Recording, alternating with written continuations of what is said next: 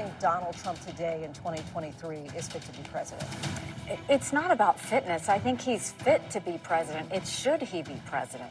I don't think he should be president. You know, I thought he was the right president at the right time. I agreed with a lot of his policies. The problem is, you see our country is in disarray. Our world is on fire.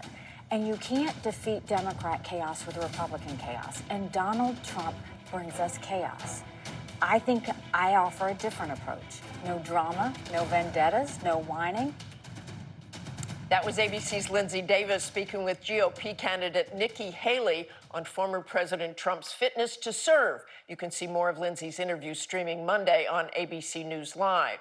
For former Congresswoman and January 6th committee Vice Chair Liz Cheney, the question of Trump's fitness for office is a clear no. She sat down with This Week co-anchor Jonathan Karl to discuss her new book, Oath and Honor, warning about what a Trump return to the White House could mean. You write, if Donald Trump is the Republican nominee in 2024, we must do everything we can to defeat him. So it seems to me that if he wins, that leaves you with three choices. You could either vote for or support Joe Biden, vote for or support a third-party candidate, or run yourself. Am I right? Is that basically the universe of options? I think that's a good description. And how do you assess those three right now? Neither party has selected their nominee yet. It looks like it's most likely to be Donald Trump and Joe Biden, but we don't know that for sure.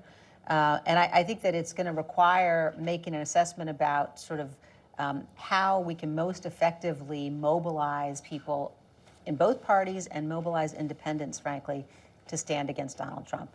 I think, there's a lot that has to be done to begin to rebuild the Republican Party, potentially to build a new conservative party. But in my view, that has to wait until after the 2024 election, because our focus has got to be on defeating Donald Trump.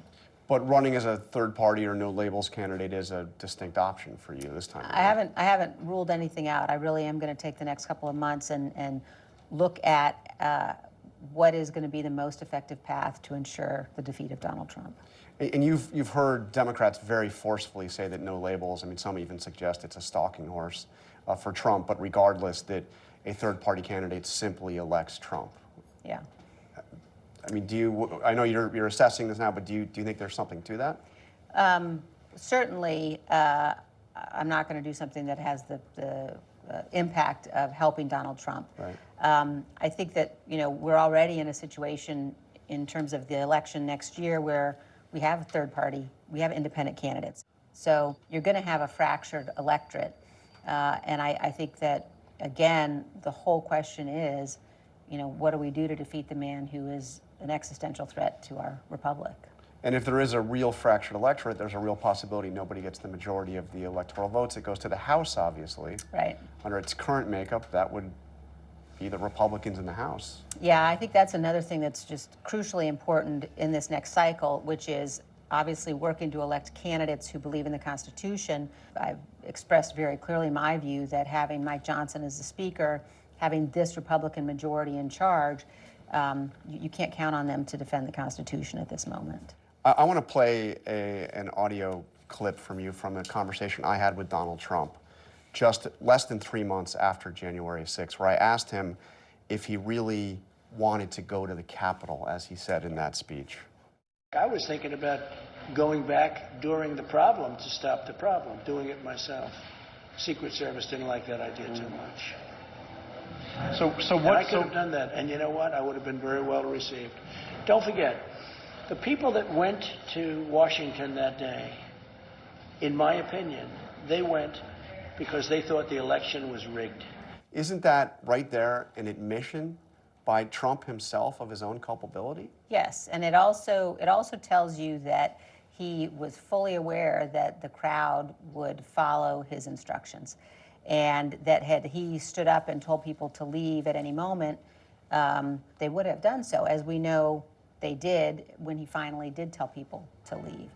I think that, one of the things that's really important throughout all of this is Donald Trump's intent. And we see again and again sort of the premeditation for this whole plan, the premeditation to claim victory, but also the fact that while the violence was underway and the electoral vote was stopped, the armed mob at that point was carrying out his wishes. They were achieving the objective that he had been trying to achieve through multiple plans and purposes all along, and they were following his instructions. You look at hundreds now of the criminal defendants who have said, yeah, I was there because Donald Trump told me to come. And you yourself have faced all kinds of threats, and others who voted to impeach and others who have stood up for him have faced those threats. You talk about a Republican who wanted to vote for impeachment but was worried not just about his own safety but his family's safety.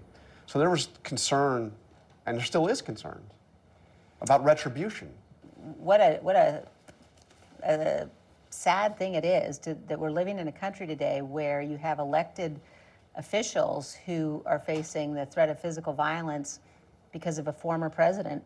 This isn't sort of the threat of physical violence because of terrorist organizations or outside entities. This is the threat of violence because of a former president of the United States. And I think we have to be very careful as a country that we stop and we think about what that means and the path that we're going down when that is the case. And in fact, Kevin McCarthy told me himself just 3 days after January 6th that he was worried about this. I'm going to play you a clip from a conversation that I had on January 9th. And what's real crazy is back in our district, there's tons of people who are ready to storm the Capitol again. I just don't know about these people. I mean, you've written about McCarthy making a lot of wrong decisions, but in that moment, he sounds like he's genuinely fearful about more violence.